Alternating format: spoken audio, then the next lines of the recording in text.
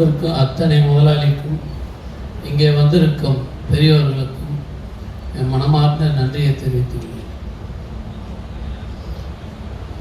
இப்போ எல்லாமே பேசிட்டாங்க. இப்போது இந்த வாடகை பற்றி, இந்த பில்டிங்கு, நம்ம ஆஃபீஸ் பற்றி எல்லாம் பேசினாங்க.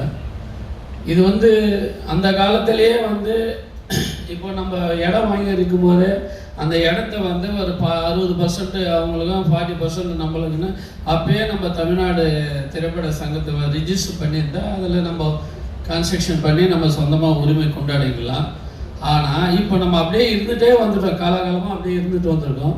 இப்போ 60 கோடி ரூபாய் லோன் போட்டு அவங்க கன்ஸ்ட்ரக்ஷன் பண்ணியிருக்காங்க.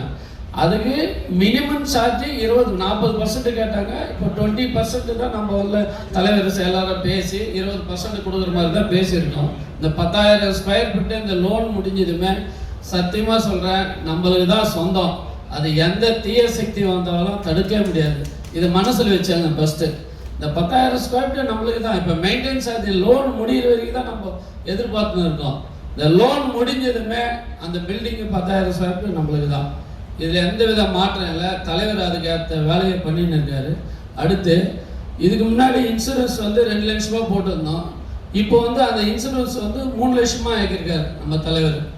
ஏன்னாக்கா 2 லட்சம் பத்தாது. ஒரு ஆப்ரேஷன் பண்ண போயிருந்தால் கூட ப்ரைவேட்டில் போனாக்கா இன்றைக்கி அவ்வளோ காசு ஆகுது. இதெல்லாம் உணர்ந்து நம்ம தலைவர் அதை 3 லட்ச ரூபா ஆக்கலாமே, அந்த பெருந்தன்மையோடு செய்திருக்காரு நம்ம தலைவர். அவருக்கு நம்ம ரொம்ப கடமைப்பட்டிருக்கோம். அடுத்து எந்த ஒரு தேட்டரில் இப்போ பிரச்சனை ஓடின்னு இருக்குது. நாங்கள் ஹைதராபாத் போயிட்டு வந்தோம். அங்கே பார்த்தீங்கன்னா அது அவ்வளோ ஒற்றுமையாக இருக்காங்க. சங்கத்தை தெய்வமாக மதிக்கிறாங்க. சங்கத்தை ஒரு கீரையில் இல்லாமல் வச்சுருக்காங்க. அந்த மாதிரி சங்கம் தான் நம்ம தமிழ் திரைப்பட சங்கத்தை. நம்ம எல்லாரும் அந்த சங்கத்தை மேலே கடவுளாக நினைக்கணும். சங்கத்தை குறை சொல்லக்கூடாது. ஏன்னா இன்றைக்கி இருக்கிற நீங்கள் பார்த்தீங்களா, பொருளாளர் படித்தார், என்ன பட்ஜெட்டு எப்படி என்று பார்த்தீங்களா. இவ்வளோ கஷ்டப்பட்டு எலெக்ஷன் முடிஞ்ச 2 நாள்லேயே தலைவர் உடனே கூப்பிட்டு ராதானெல்லாம் எல்லாம் கூப்பிட்டு ஃபஸ்ட்டு இன்சூரன்ஸ் போடலாம், அதுக்கு ஃபஸ்ட்டு வழி பண்ணுன்ற. ஏன்னா இன்றைக்கி எவ்வளோ பேர் அந்த கோவூர் ரவி எல்லாம் பார்த்தா அன்றைக்கி அம்மாவுக்கு உடம்பு சரியில்லைன்னா ஹாஸ்பிட்டலில் அட்மிட் இம்மிடியேட்டில் பாஸ் ஆச்சு அந்த செக்கு. அந்த மாதிரி நிறைய பேர் பயனடைஞ்சிருக்காங்க. எத்தனை உயிர் காப்பாற்றிருக்கோம் நம்ம சங்கத்திலேருந்து. அதுக்காக தான் நான் சொல்கிறேன், சங்கத்தை சில பேர் தரகுறாக பேசியிருக்காங்க. தயவு செய்து சங்கத்தை கடவுளாக நினைங்க, சங்கம் தான் தெய்வமாக நினைங்க.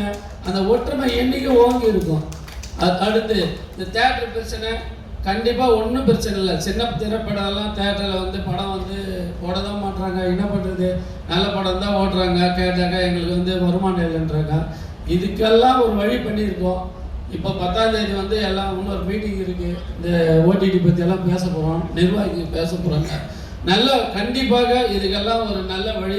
தனசேகர் சார் எல்லாம் அன்றைக்கி ரொம்ப போராடி பேசினார் ஹைதராபாத்தில். அவங்கெல்லாம் நல்லா உங்களுக்கு என்ன பிரச்சனைனாலும் நாங்கள் ஒத்துழைக்கிறோம் அப்படின்னு சிவாசாரெல்லாம் அன்றைக்கி கரேசன் சார், சுஜாதா மேடம், எல்லாரும் பொருளாளர் இவர் நம்ம போஸ் சார், அண்ணன் ஊர்லேருந்தே ஃபோனில் சொல்கிறாரு, நல்லா கரெக்டாக பேசிட்டு வாங்கண்ணா ராதா அண்ணன். இப்படி எல்லாரும் மெயின்ட்டு பார்த்தீங்கன்னா ஒரு அரசியல் அங்கே இருந்தால் கூட ஞாபகம் ஃபுல்லாக சங்கத்தை மேலே தான் இருக்குது.